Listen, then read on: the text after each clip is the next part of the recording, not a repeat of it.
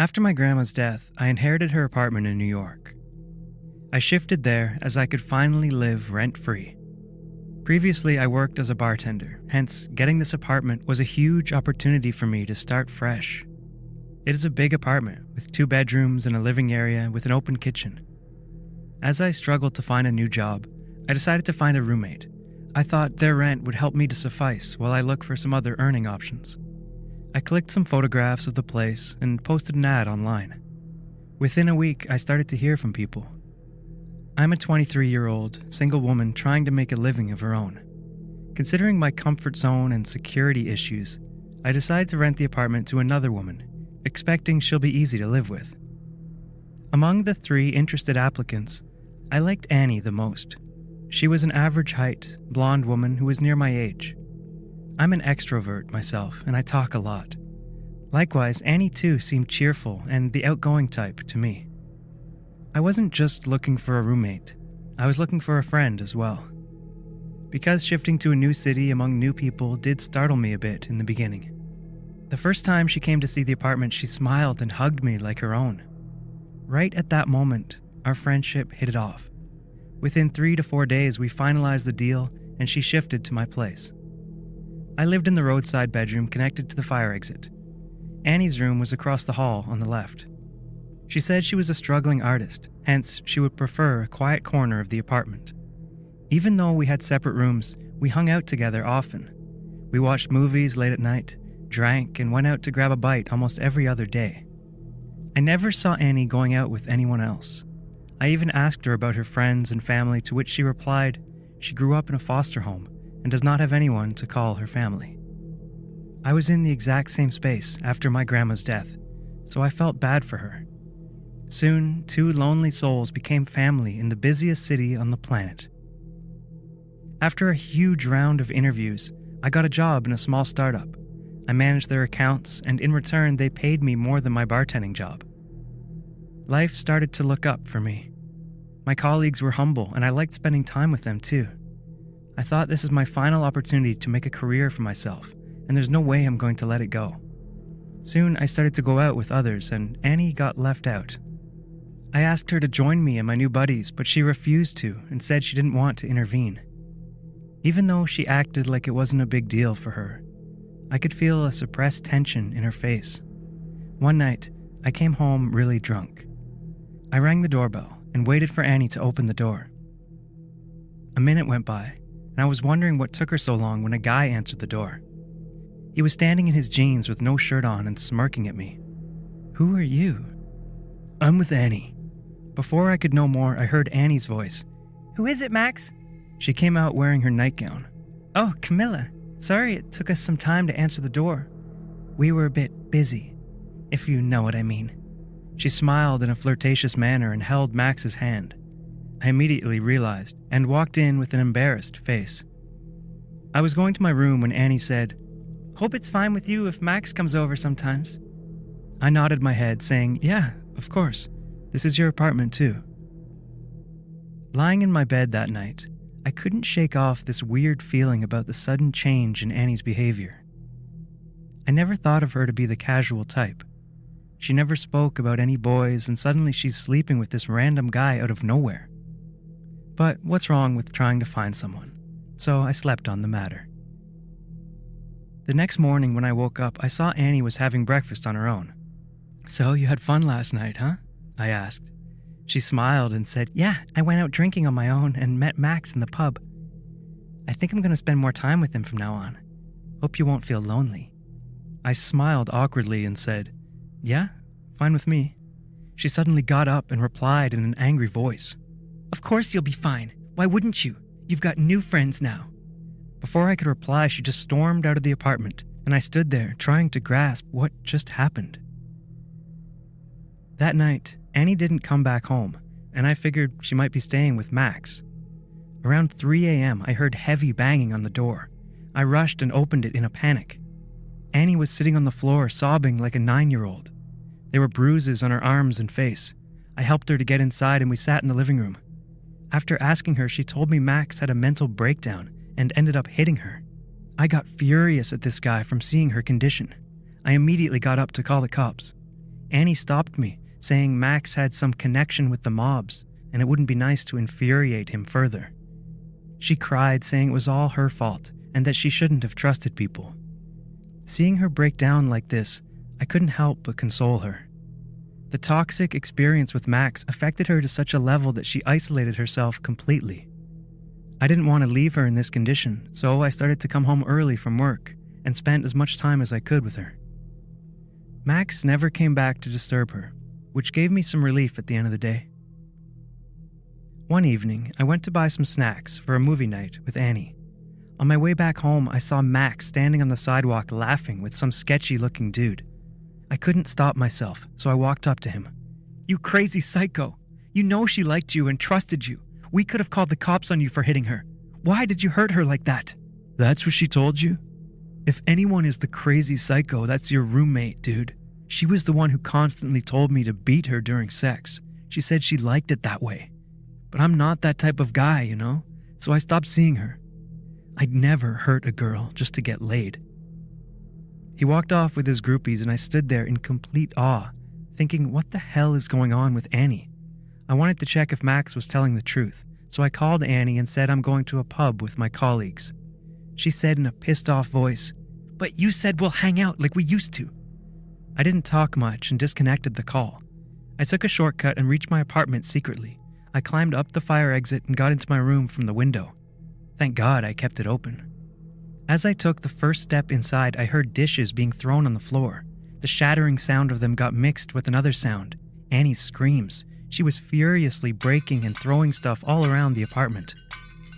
This ruckus went on for some minutes, and then I heard the main door slam hard. I tiptoed to the living area and found the entire apartment ransacked. Annie had left the house. This was my only chance. I quickly rushed to her room. I'd never been to her room all this time. No matter what, she always kept her room locked. As I turned on the light, my blood turned ice cold. There were pictures of me pasted all over her room. I could recognize some pictures as we took some with each other all the time, but it was the others that creeped me out the most. There were pictures of me sleeping, working in the kitchen, or reading something while sitting in the living room, and all of them were taken without my knowledge. The moment I realized my roommate is stalking me in my own house, my heartbeat got faster.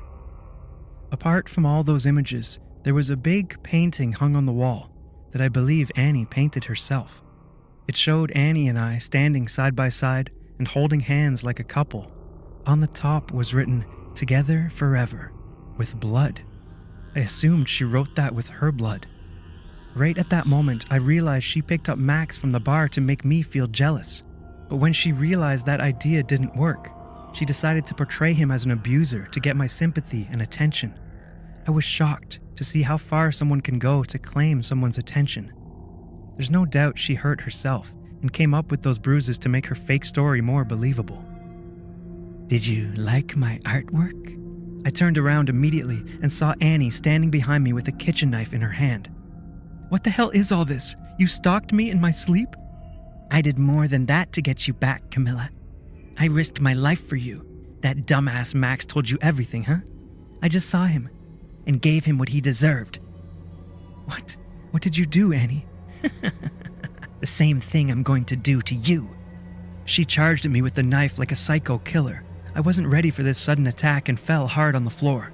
She grabbed my neck with one hand and came in to stab me. I tried my best to stop her and a violent brawl took place. While we struggled, she to kill me and I to save myself, I noticed her room window above my head. I got up with all my strength and pushed her against the window. But what happened next scarred me for life. I thought she would hit the window and fall onto the floor, but instead she broke the glass window and fell from our 6th floor apartment. Her body rumbled through the bushy trees, cutting her face and skin before hitting the hard ground. The cops came and took over. I had enough evidence to prove my innocence. Max was found stabbed to death in a dingy alley. The cops found Annie's fingerprint on his body. She might have struck him from behind while he was going home that night. I still can't figure out how she could have guessed that Max told me the truth. It has been 3 years now. I live alone in that big apartment. I've redecorated her room to office space, But whenever my eyes go to the window, I can't help but imagine Annie telling me, Annie and Camilla, together, forever. I come from a strict Catholic family where everything is determined by conventional morality.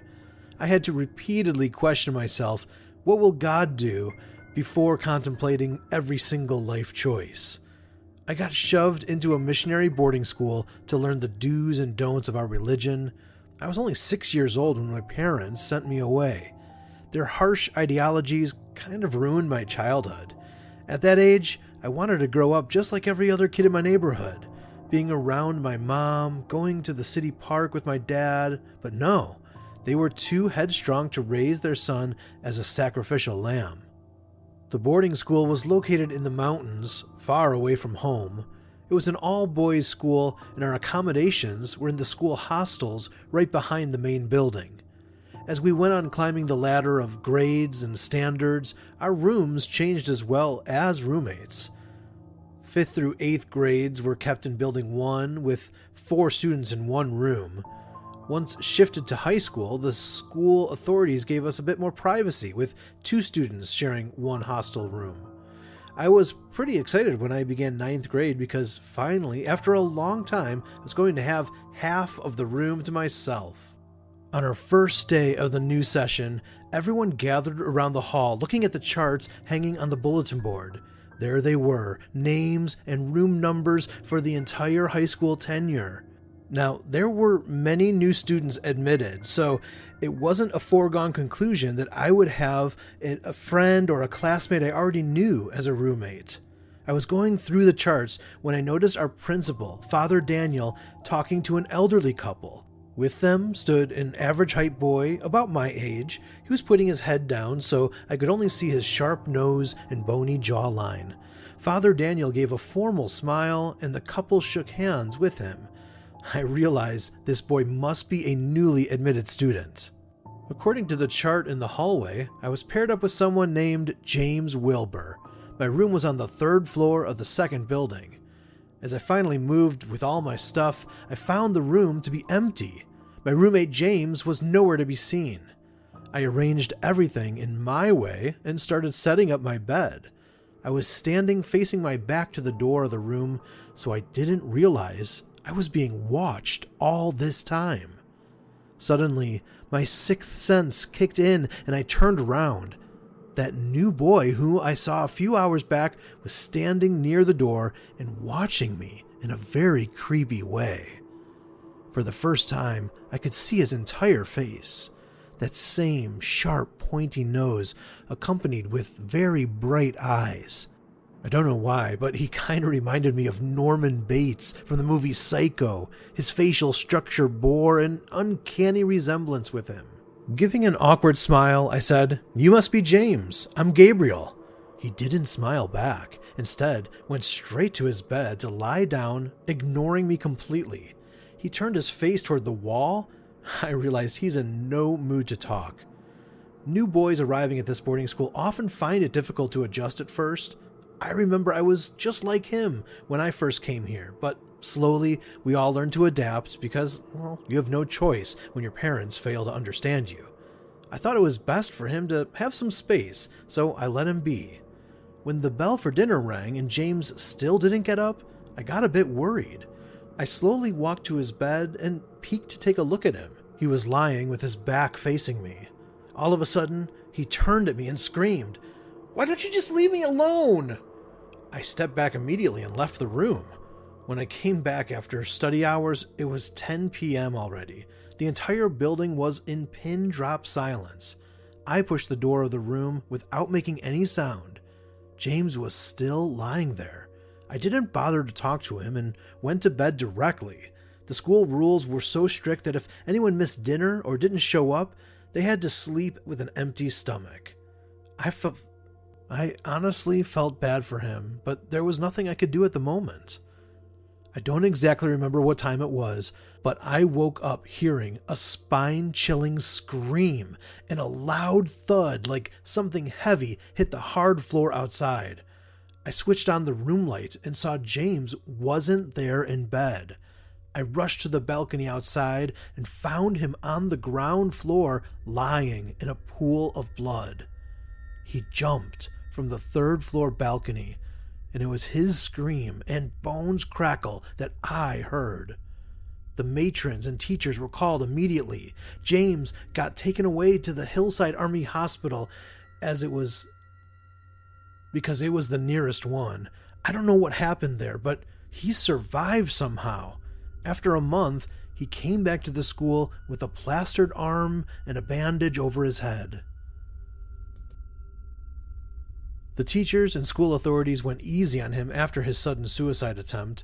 Some boys even said that Principal Daniel wanted to send him home. His parents even came to the school to take him back, but he refused. Out of the options, they asked him if he would like to rejoin, and he agreed without any hesitation. Father Daniel called me and asked if I would be okay to share a room with him because James has requested the school authority not to put him with anyone else. He said, and I quote, "Gabriel is my only friend here." I was highly shocked after hearing this because we never talked. James' behavior changed drastically. He came back like someone I've never met before. His shy, introverted nature was long gone. Whenever I spotted him in the corridor, I saw him chatting to other boys. All of a sudden, he was that normal kid. We started to study together and talk more. He never did mention a word about his suicide attempt and everything else, and I thought it would be better to let the past stay in the past. It was one rainy afternoon. Our classes were dismissed. Everyone was relaxing in their rooms with their respective friends. James was sitting on his bed watching the rain outside from the window. I, on the other hand, was writing a letter to my parents, just a cordial gesture. A bolt of lightning struck in close distance, and James started to laugh. I didn't understand why he was laughing, so I asked what's the matter. He didn't say anything, just got up and started to walk back and forth in the room while laughing like before. I asked him, "Hey, are you all right?" When he looked at me with wide, bright eyes and said, "You know, Gabriel, I just found out I am a half horse and half human." What? Yes, after I jumped that night, I realized I'm immortal. I mean, anyone else would have died, but I didn't. I'm invincible like that lightning bolt. I couldn't hold back my laughter anymore and said, "You are being quite funny now. What did you eat for lunch, man?" I thought he would get my joke and the matter would resolve itself, but instead he started to mumble to himself. "I'm a half horse and half man. I'm invincible. Half horse, half man." He started scratching his head vigorously while ranting his psychotic chants. "I'm a half horse and half man. I'm immortal. No one can kill me now." Soon his behavior started to turn into violent outrage. He didn't stop scratching his head. He started to tear his facial skin with his fingernails while laughing like a maniac. "Look, there's no blood in my veins because I'm immortal." The sound of his skin tearing, mixed with his crazy talk, made my head throb in pain. I got up and screamed, "What the hell are you doing to yourself, James? Stop it! Father Daniel! Mrs. Warren!" I screamed in fear and started to call out to everyone I could. Our matron, Mrs. Warren, rushed inside our room with some other students behind her, hearing my scream. As they all stood and witnessed James going batshit crazy, their faces got filled with shock and terror. Mrs. Warren grabbed James' hand, screaming, "What are you doing, James? Stop hurting yourself! Call Father Daniel right now!" Some students ran to call Father Daniel, while Mrs. Warren grasped James' hands tightly to prevent him from scratching the flesh off his face. None of us were prepared for what happened next. James suddenly put all his force and set his hands free and lunged on Mrs. Warren, causing her to fall on the floor. While she laid helpless, James grabbed her jaw and started to expand her mouth with all of his strength while screaming, I'm invincible. I am the strongest of all, and I shall prove that to this world. We all jumped on him and tried to get him off of Mrs. Warren, but he was latched on her. No matter how we kicked and punched him, he wasn't letting Mrs. Warren go. With the pressure of his inhuman strength, he cracked open a poor woman's jaw in the next few seconds. The sound of bone crushing with torn flesh and splattered blood echoed in the entire building. Some boys screamed and ran away, seeing the horrifying murder of a 55-year-old lady at the hands of our very own schoolmate. When Father Daniel came, James was smearing his face with Mrs. Warren's blood and laughing like a maniac. Many boys left the boarding school permanently, as their parents denied keeping them there after this gruesome incident. I was one of them. I came back home and finished high school with the kids in my neighborhood. I never knew what happened to James or where he is now, but when the cops took him away, he turned towards me for one last time and said, "Gabriel, I told you I am the strongest. I will live forever." Till today, I think he suffered some undiagnosed injury during his suicide attempt that made him act this way, or maybe he was mentally unstable from the very moment he came to the boarding school. I still remember how he said to Father Daniel that I was his only friend. I don't know if he will ever come back looking for me. Will he?